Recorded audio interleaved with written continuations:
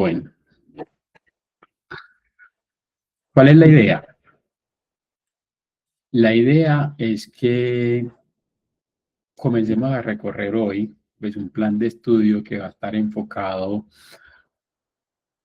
a que comencemos a trabajar bajo hoy en la industria, en la mayoría del desarrollo de software, específicamente en arquitectura orientada a dominios. Todos los desarrollos, por lo general, lo estamos enfocando a programación funcional y reactiva. Ya iremos más o menos viendo de qué se trata todo este tema de programación funcional y reactiva y cuál va a ser el reto al que nosotros al final de cuentas vamos a estar implementando. Listo. Entonces, ¿cuál es el objetivo?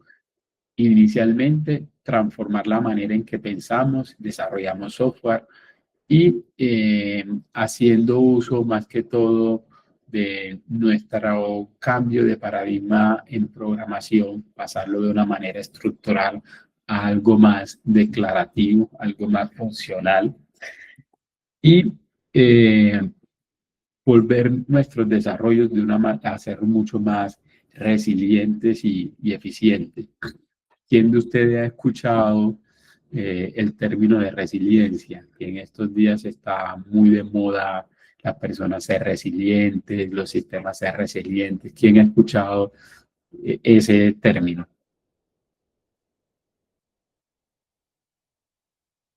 ¿Qué significa resiliente, Jairo? Buenas, profe. Como la capacidad de reponerse a pesar de las dificultades.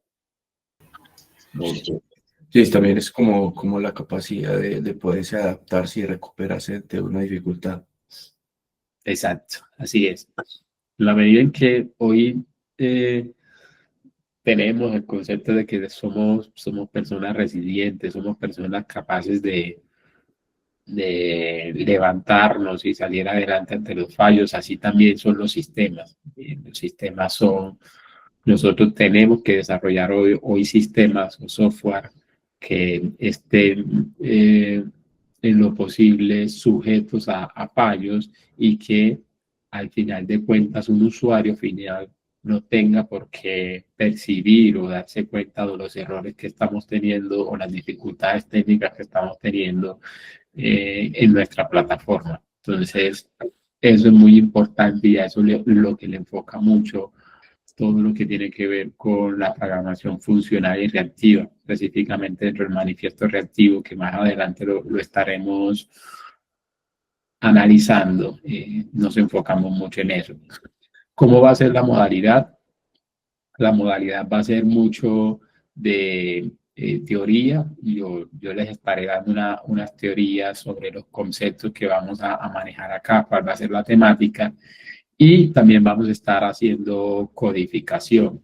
Yo les estaré mostrando códigos de ejemplos en lo que he preparado la clase, o, sí, la mentoría, pero ustedes también se van a tener que llevar retos para poder codificar e implementar lo que se ha aprendido hasta el momento.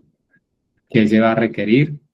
Más o menos una dedicación entre 5 y 7 horas por semana, en donde esa cantidad de horas van a estar enfocadas a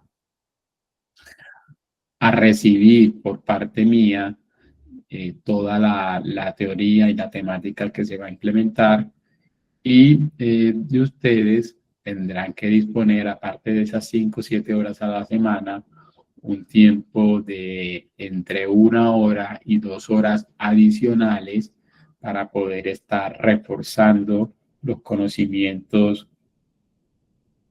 que estamos adquiriendo pues, en la clase.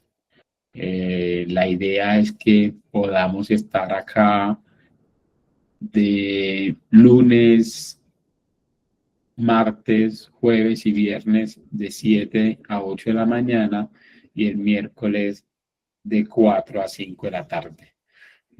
durante esos días, pues la idea también va a ser es no solo recibir clase, como les he dicho, sino también hacer valoraciones y revisiones de lo que se estamos dando acá y los talleres. Listo.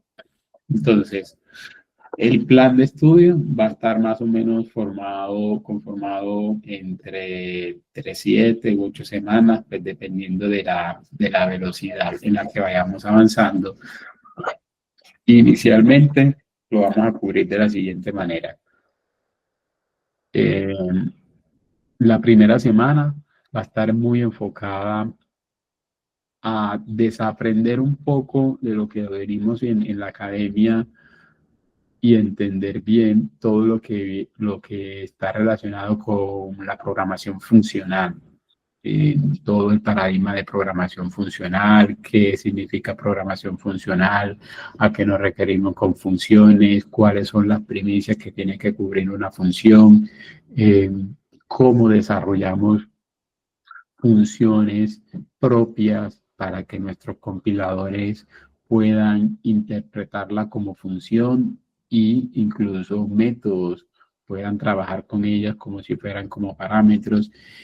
Y también trabajar todo lo que tiene que ver con Lambda Expression, todo de cómo hacer nuestro código.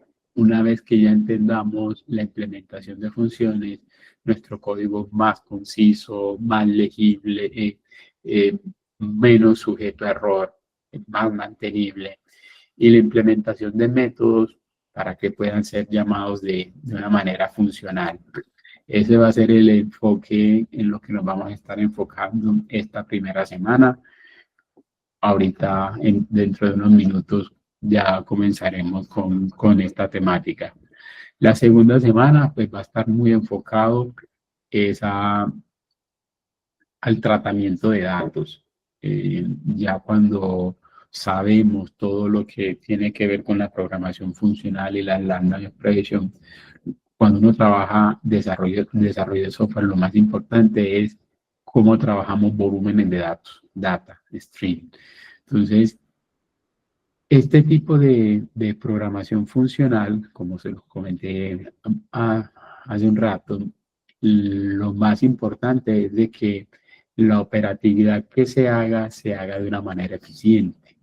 ¿Y qué ganamos con esa eficiencia hoy en la industria? Y es de que ante grandes volúmenes de datos, poder hacer tratamientos de datos de una manera mucho más veloz, con el menos consumo de recursos posibles.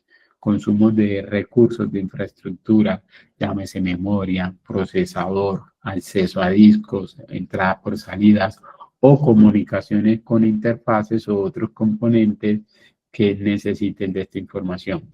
Entonces, en esa segunda semana vamos a estar muy enfocados a la creación de streams y todo lo que tiene que ver con operaciones que nos permitan filtrar, hacer map o transformaciones de la información o colecciones de datos, hacer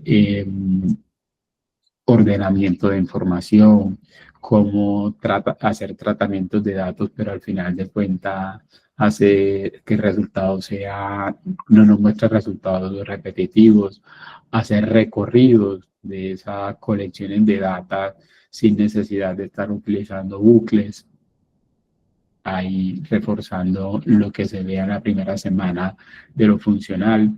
Y al final, terminar esa semana con el tratamiento de datos de tipo option, que es la práctica que se utiliza hoy específicamente en Java y en los otros lenguajes funcionales para poder evadir el famoso error o excepción de null pointer exception, que no estamos excepto a que eso nos pase, porque digamos que es normal que en un tratamiento o un resultado podamos recibir una respuesta nula o un vacío, pero en ese sentido la práctica es reemplazarla por tipos de datos opcionales.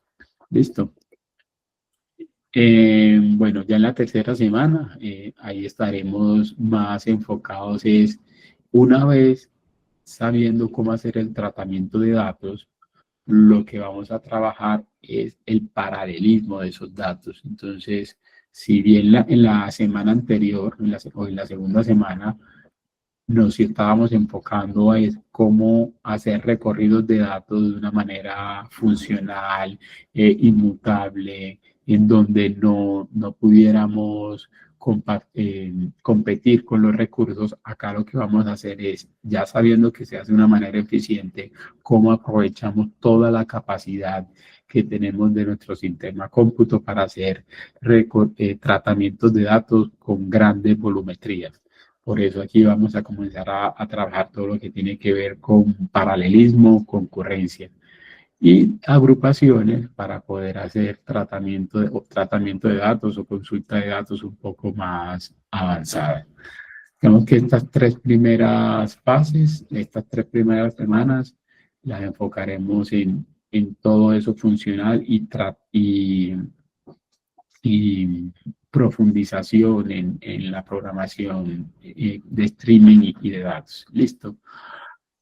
La cuarta, ya nos comenzamos a meter un poco en la programación web, en el diseño de programación web, específicamente en todo lo que tiene que ver con la creación de APIs o backends.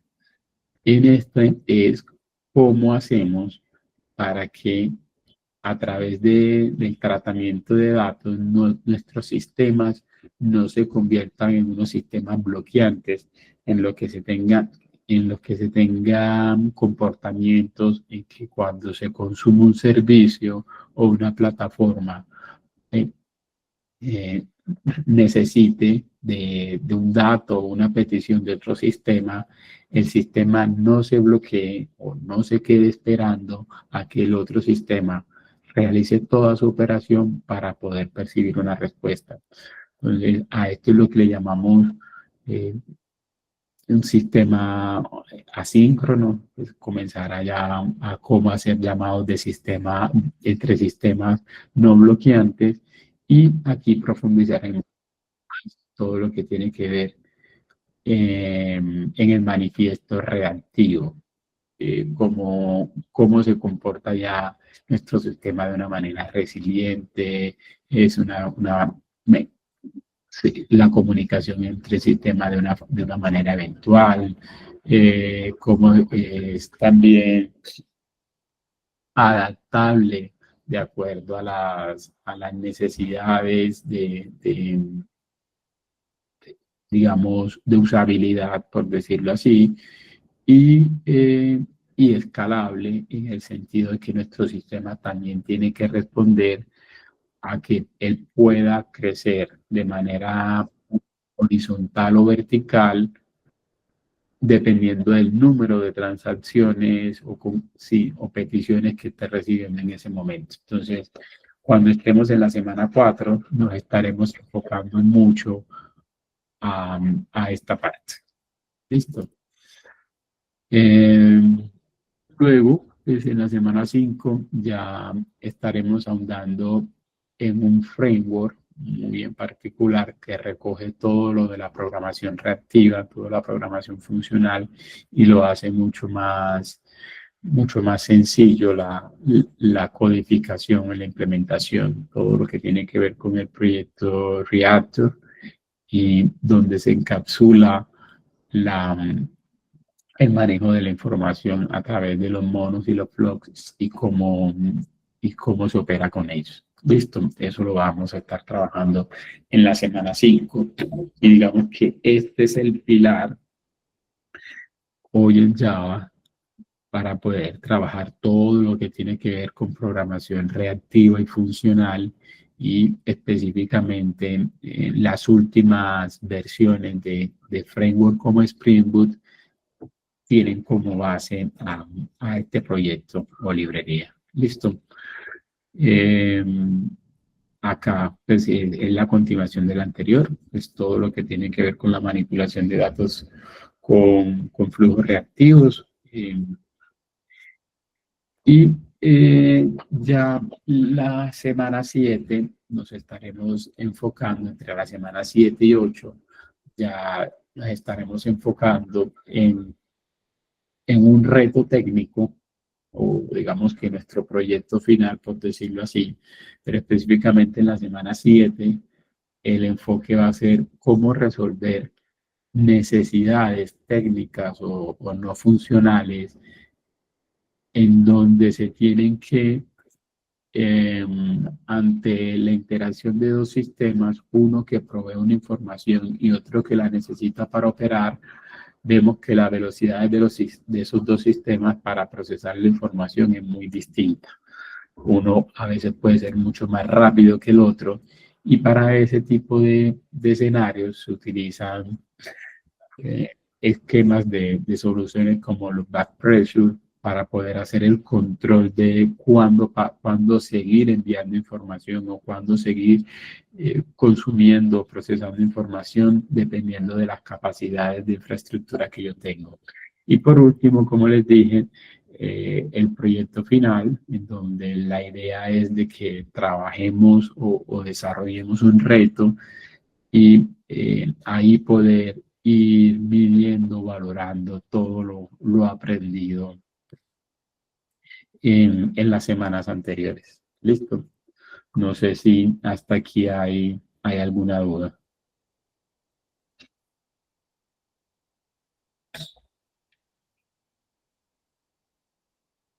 Listo, Samuel. Hola, profe, buenos días.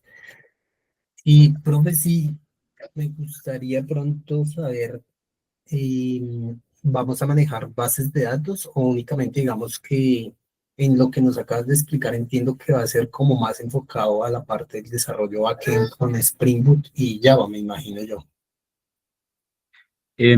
Sí, vamos a hacer el uso de manejos de base de datos en la medida en que lleguemos al punto más o menos entre la semana 3 y la semana 4, cuando ya estemos haciendo el uso de stream, de parallel stream.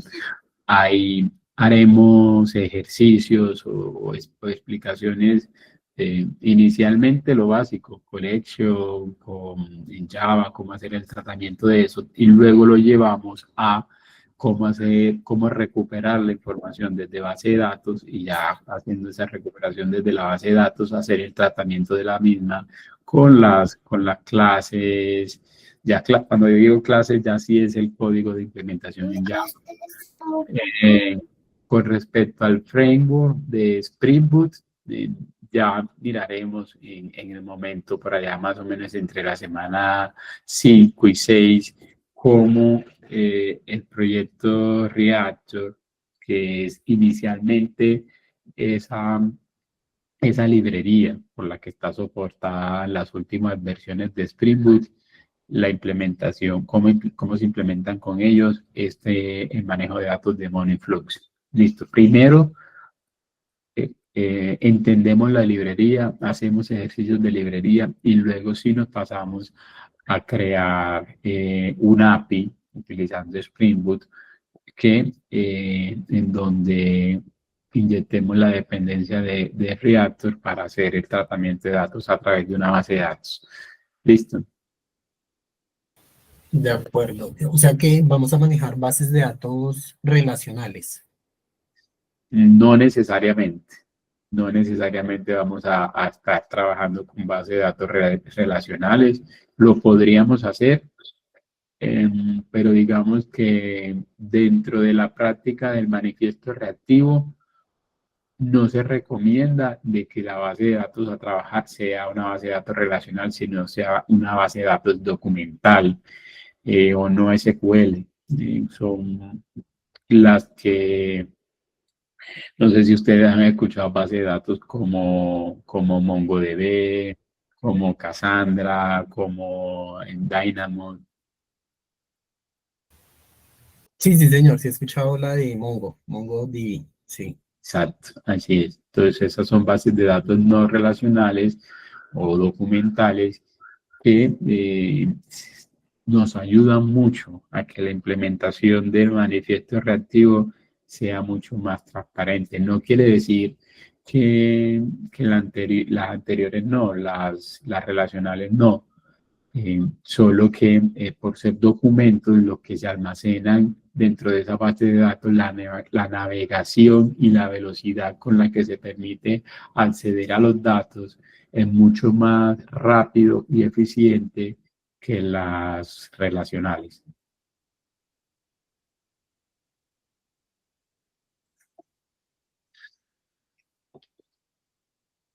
Listo.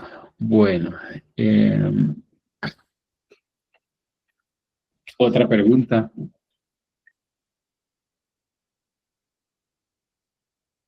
Ok. Listo, Henry. Ingeniero, buenos días. Yeah. Tengo entendido que Postgres también tiene, creo que un plugin, algo que permite trabajar con reactividad y utilizar pues ese recurso de WebFlux. A ver,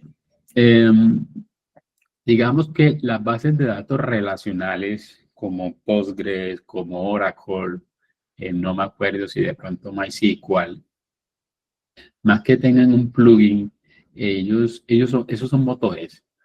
Entonces, ellos dentro de su estructura, en la estructura que permite, en la estructura de su base de datos, o dentro de las tablas que se almacenan dentro de una base de datos, ellos permiten que ciertos campos en ellos se puedan almacenar documentos y esos documentos puedan ser en un formato que nosotros especifiquemos, ya sea JSON, ya sea HTML, ya sea XML, cualquier DOM estructural en el que yo pueda almacenarlo en ese campo, eh, y ya luego sobre ese campo yo sí consultarlo en mis aplicaciones y hacer las búsquedas que necesito. Por lo general, esos tipos de datos son como los CLOP o los BLOB, que permiten precisamente eso, o sea, guardar grandes estructuras de datos en una sola columna y ya sobre ella permite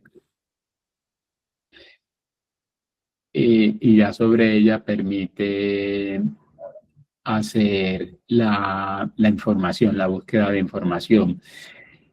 Y digamos que los plugins, cuando lo llamamos así, más que todo serían los conectores que nos permiten los servidores de aplicaciones para poder acceder a la información y ya dependiendo de cómo es del tratamiento de aplicación que nosotros estemos construyendo, nosotros identificamos qué tipo de conector o plugin es el que es con el que nos queremos acceder a la base de datos.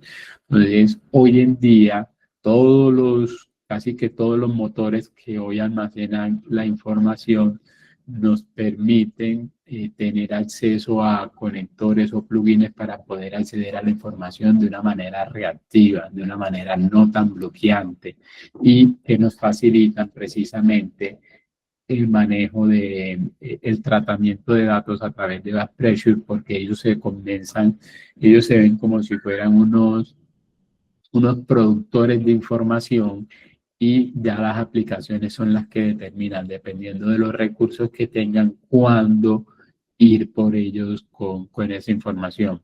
Listo. ¿Quién me estaba diciendo que fuera a la I6?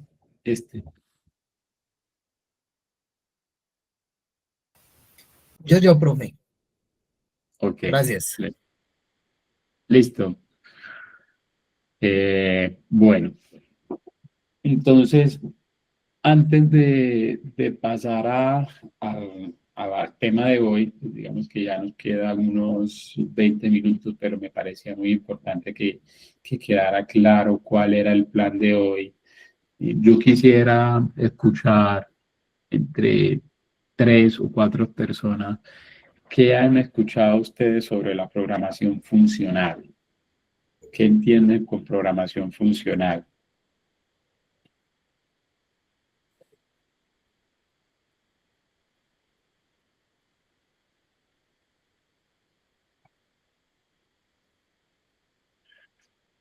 Jairo.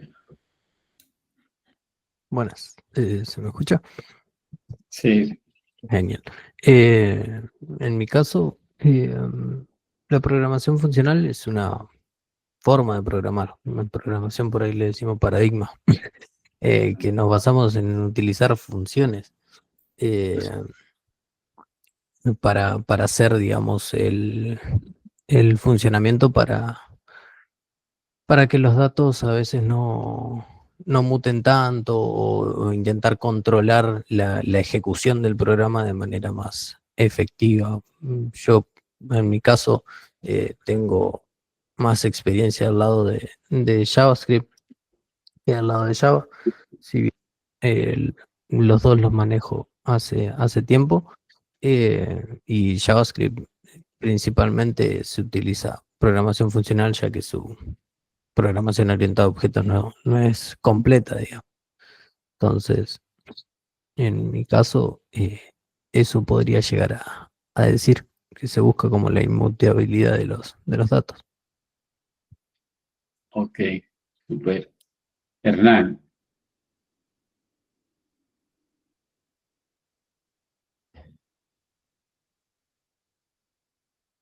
Eh, o Henry, perdón. Profesor, pues la programación funcional nos permite enviar, ¿cierto? Como parámetros, funciones. Yo puedo enviarle una función que me va a recibir otra función que va a hacer una operación sobre ella para que me retorne un resultado final. Eso es lo que tengo entendido por programación funcional, ¿cierto? Que trabajan son con funciones. Es otro paradigma, como decía el compañero, que ya no, pues no me decía enviar uno como parámetros, objetos, sí, colecciones, sino que yo le puedo enviar otra función a una función que me va a operar sobre ella y me va a dar un resultado final. Ok. Otra personita que se anime a dar su apreciación o lo que tiene en su cabeza de qué es lo que es la programación funcional. ¿Quién se atreve? Aquí vale equivocarse, sin Bueno, miedo. lo que yo tengo entendido, pues es que pues son funciones puras, como lo mencionaban los compañeros anteriores. Digamos que también simplifica de alguna manera, pues, las líneas de código, ¿cierto? Y pues haciendo el tratamiento de los datos como inmutables. Entonces, en lugar de modificar variables o usar bucles, se enfoca en comparar funciones para transformar en sí los datos. Eso es lo que tengo entendido como programación funcional.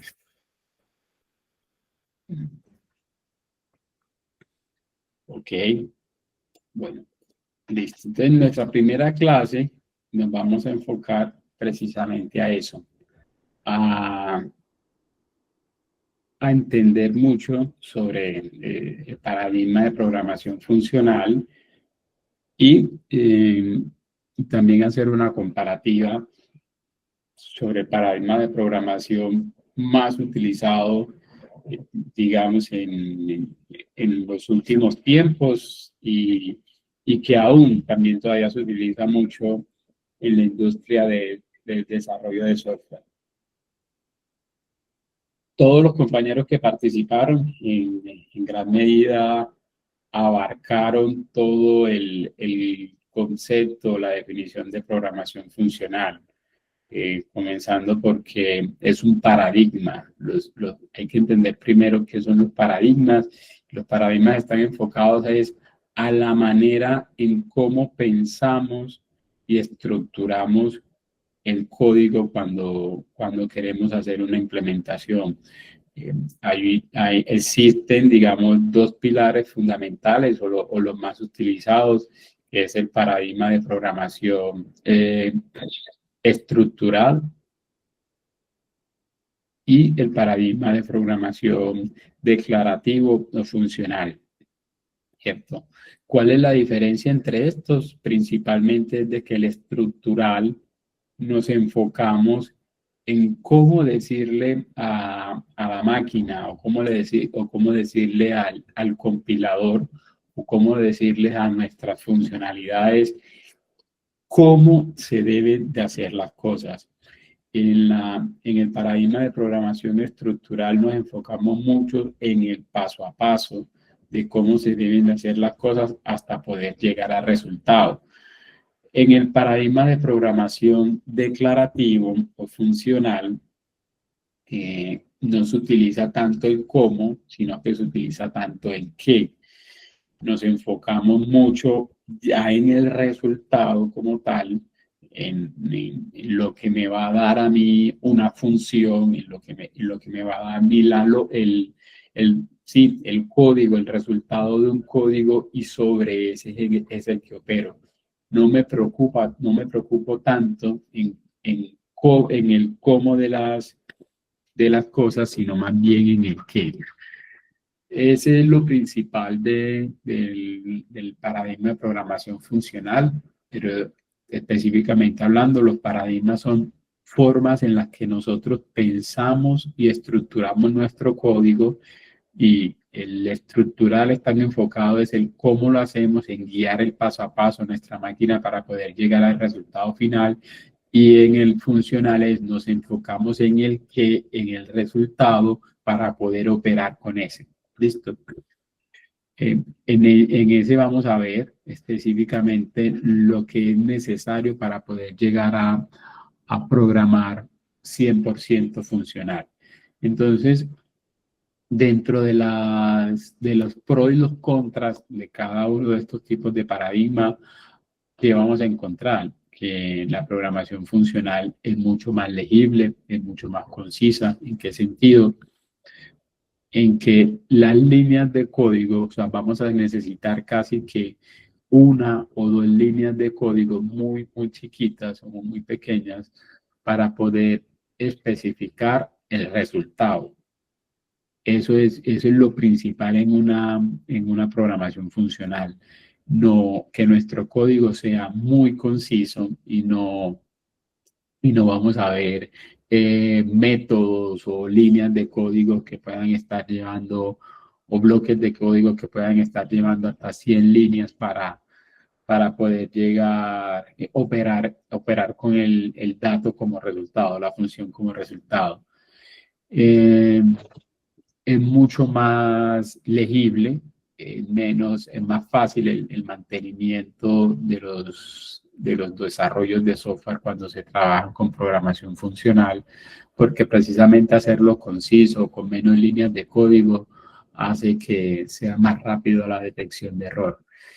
Y en parte de lo que ya vamos a ver, de lo que se tiene que cumplir para la programación funcional, es mucho más seguro para el trabajo de manera concurrente, ya que como se está trabajando con la función o como si fuera un dato, no permite que este sea inmutable o que pueda ser cambiado por otras transacciones, por otros hilos que también están operando.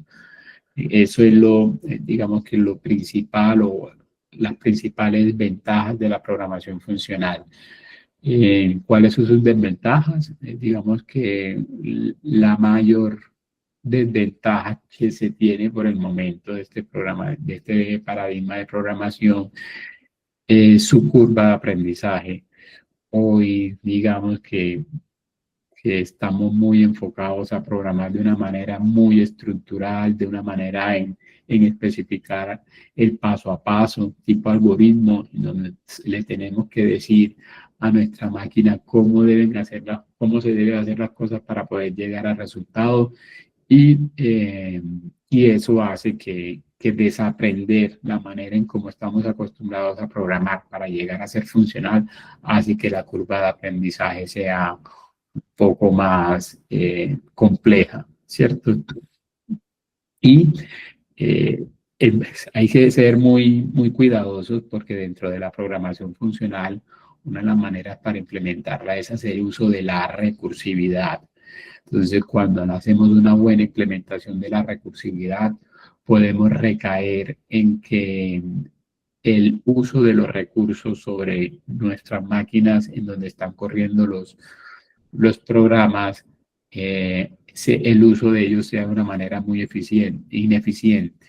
Entonces comenzamos a hacer mucho uso de la recursividad, no hacemos buena implementación de los datos inmutables, las colecciones de los datos o los datos no los hacemos tan ligeros que cuando estamos haciendo tanta recursividad pudiéramos hacer un desborde de la memoria o de los procesadores en donde están operando nuestros programas. Las ventajas de del paradigma estructural, como les dije, es mucho más intuitivo. Digamos que desde la academia venimos acostumbrados, desde la academia, tanto profesional como básica, venimos muy acostumbrados a este tipo de paradigma. Digamos que también la parte del manejo del hardware y la memoria está muy enfocada a este tipo de paradigma, colecciones, estructuras, bloques de códigos en donde se hace el alojamiento de espacios de memoria para poder corre mucho bajo este paradigma y por el momento gran parte del ecosistema tecnológico de aplicaciones y desarrollo de software hoy todavía se implementa bajo este paradigma. Es sobre lo que nos forman y la mayoría todavía se hacen desarrollos bajo este tema. Las desventajas es precisamente que si no se tiene unas buenas prácticas en implementación de desarrollo de software, podemos estar incurriendo a errores en la manera en cómo implementamos nuestras aplicaciones, incluso también a recaer en la mutabilidad de los datos, cuando estos datos son compartidos, cuando venimos precisamente a hacer manipulaciones de datos sobre base de datos, sobre colecciones, sobre data frames, y si no respetamos la inmutabilidad, lo que podemos estar incurriendo en que, dependiendo del sistema que nos esté haciendo peticiones, darle resultados diferentes y eso puede ocasionar inconsistencias en las respuestas al final. No es recomendable bajo estas prácticas el trabajo del paralelismo y el código, pues si no se hace bajo buenas prácticas, puede incurrir en que no sea tan mantenible, engorroso y con grandes cantidades de líneas de código dentro de un bloque que puede dificultar la manera en la que se pueda resolver. ¿Listo? Entonces, aquí como una analogía de estos tipos de paradigmas de programación, y es que el imperativo o el estructural, el paradigma de programación es como cuando nosotros siendo jefes o líderes o gerentes, teniendo nosotros la responsabilidad más de dar instrucciones para que, o delegar, por decirlo así, instrucciones para que se ejecute la tarea, nos encargamos mucho de la microgestión, el micromanager, y antes de decirle a las personas de que nos den el resultado o que ejecuten sus cosas, nos enfocamos mucho en explicarle en cómo deben hacer las cosas para poder llegar al resultado. Entonces, cuando en nuestro día a día o trabajo hacemos eso, es como si estuviéramos incurriendo a un tipo de programación imperativo o estructural. O sea, estamos diciéndole el paso a paso a cada una de las personas que tenemos a cargo, a nuestros compañeros de trabajo, qué deben de hacer para poder llegar al resultado. Y en el declarativo es mucho más ejecutivo, es mucho más directo, en donde le decimos a la persona qué es lo que necesito, pero me despreocupo cómo la persona hace el resultado, cómo la persona llega a ese resultado. Entonces, eso es, digamos, que la analogía principal en lo que nos vamos, en lo que se compara hoy el paradigma estructural con el funcional. Listo. Bueno, y ya por acá para terminar pues esta primera parte, les voy a mostrar. Este es un ejemplo de la diferencia entre un código, un recorrido de una lista de una manera estructural y un recorrido de una lista de una manera mucho más funcional o declarativa. Entonces, miren que acá tenemos una lista del 1 al 6, es utilizada con, pues ahí la estamos llenando con nuestra interfaz list, ¿cierto? Y lo que vamos a hacer acá es recorrer la lista, primero identificar cuáles son los números pares y cada número par lo vamos a multiplicar por 2 o el doble y ese va a ser el resultado que queremos mostrar, ¿cierto? Entonces, aquí miren de qué nos encargamos primero. Entonces, miren que primero llenamos la lista, la primera lista en la que nosotros vamos a almacenar la información o nuestro acumulador, por decirlo así, donde vamos a llenar la información de su resultado final, de los números pares multiplicados por 2. Entonces, en una manera estructural, lo que primero hacemos es con un for each o con un for, perdón, recorremos nuestra lista, un for, aquí o cualquier otro tipo de loop, llámese while, do while, que ustedes manejen.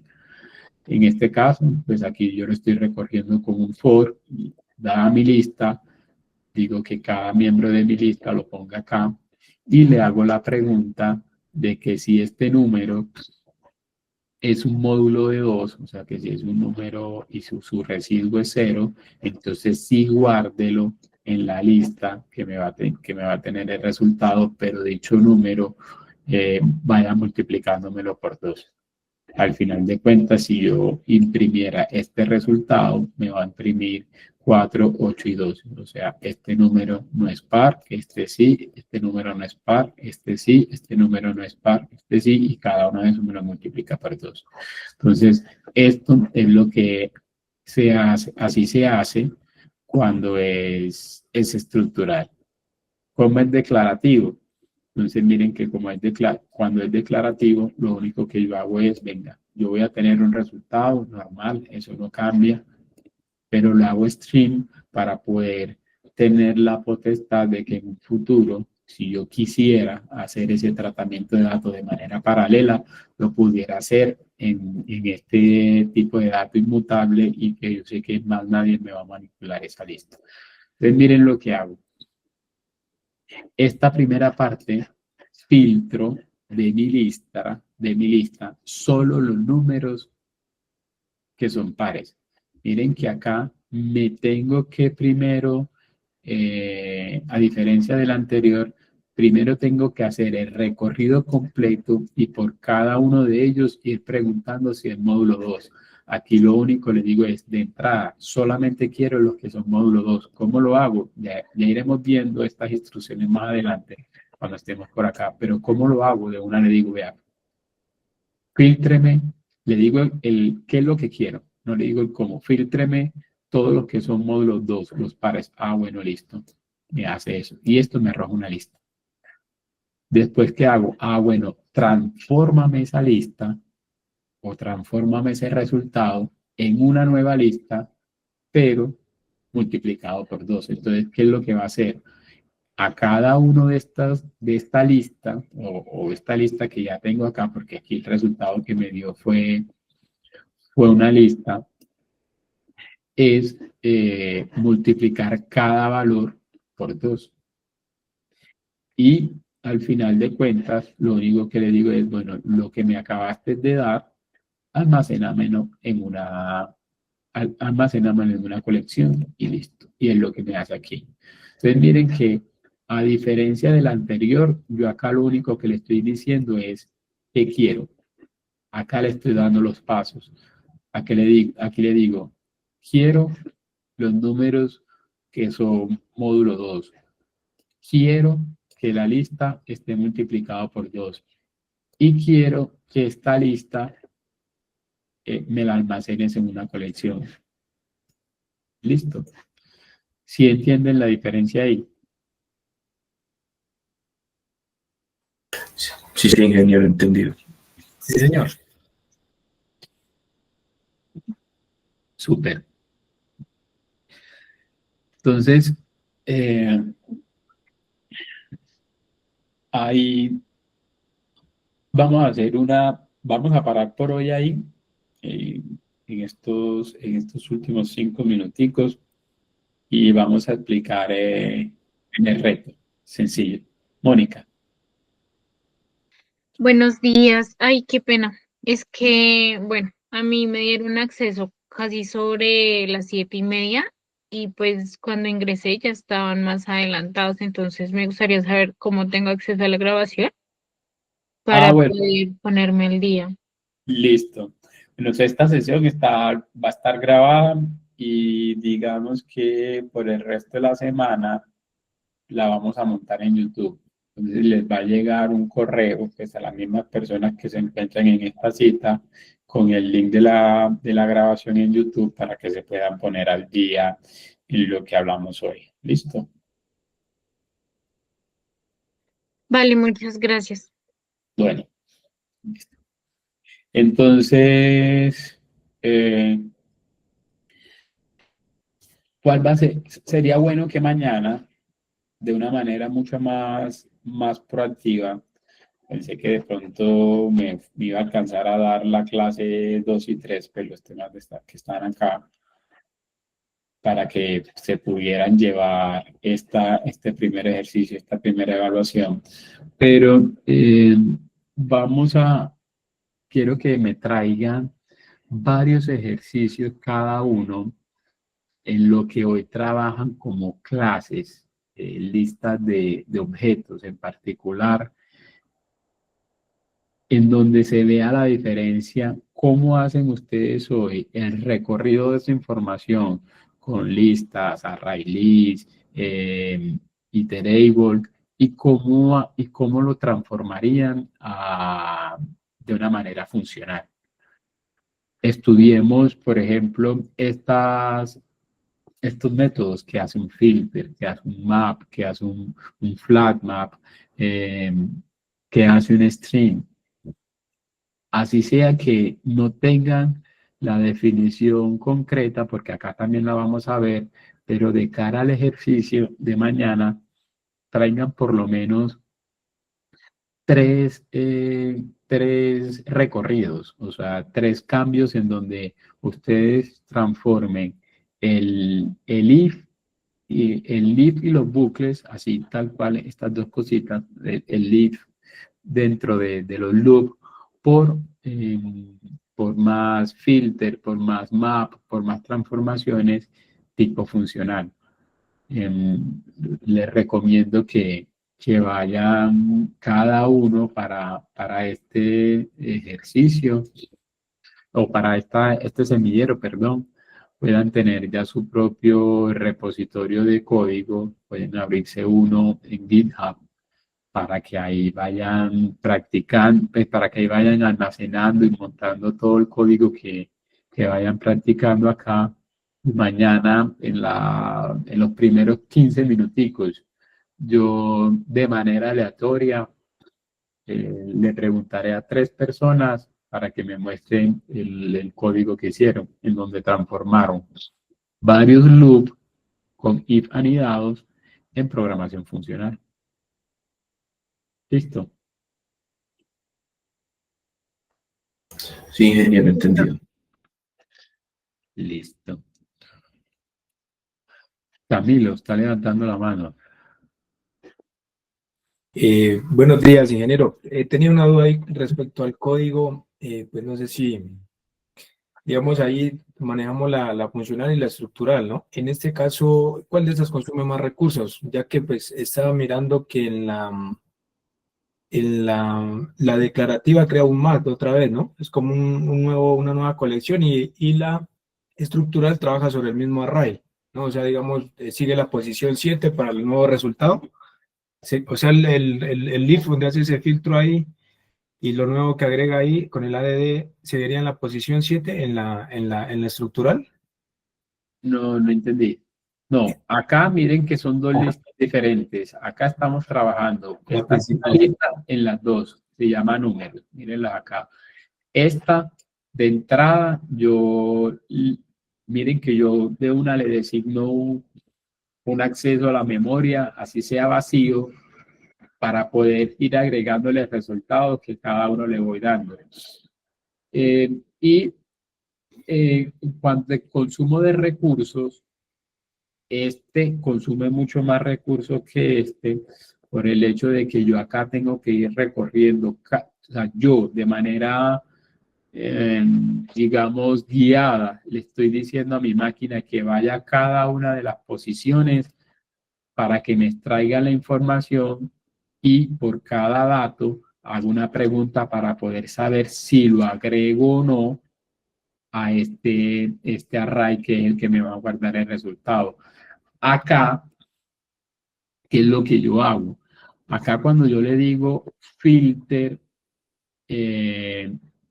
esos datos bajo esta instrucción, o sea que solamente me traiga estos, yo de alguna manera este filter me desentiendo internamente de la máquina cómo está programada para poder hacer la extracción de los datos. Y él internamente le pregunta a cada datico por separado, por eso la importancia del stream, si cumple o no la condición. Y ya cuando él cumple la condición que yo le estoy diciendo acá, ya me la regresa a mí en el dato, en el tipo de dato bajo el que estoy operando. En este caso, miren que yo sigo operando en una lista y este filter me regresa a mí otra lista.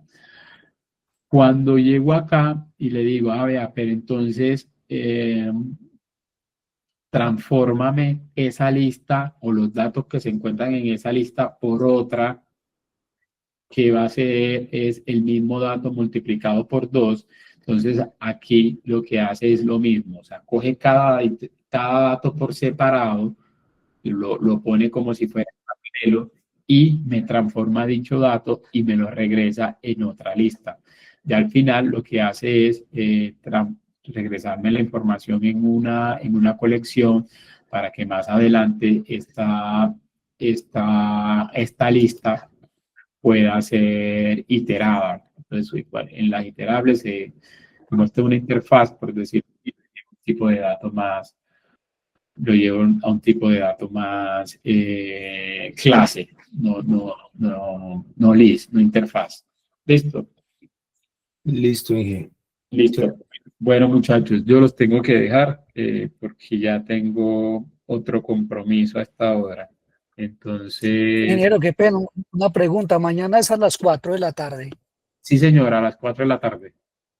Ah, bueno, muchas gracias. Ay, qué pena, una pregunta. Es que no sé si se va a usar qué versión de Java y si se puede usar Eclipse. Sí, se puede utilizar. Acá necesitamos Java 8 en adelante. Y Eclipse, ya le IDE, ustedes son los dueños, ahí tienen dominio completo de cualquier IDE. Pueden utilizar Eclipse, pueden utilizar Visual Studio Code, pueden utilizar IntelliJ, con el que ustedes estén más familiarizados. Ok, vale, muchas gracias. Listo. Bueno, muchachos, feliz resto de día y si Dios quiere nos vemos mañana. No se les olvide el reto de mañana inicialmente. Listo. Listo, Espero que hayan disfrutado mucho hoy. Listo, muchas gracias, hasta luego. Gracias. Hasta luego. Gracias, hasta luego. Dale, muchas gracias. Bueno, gracias.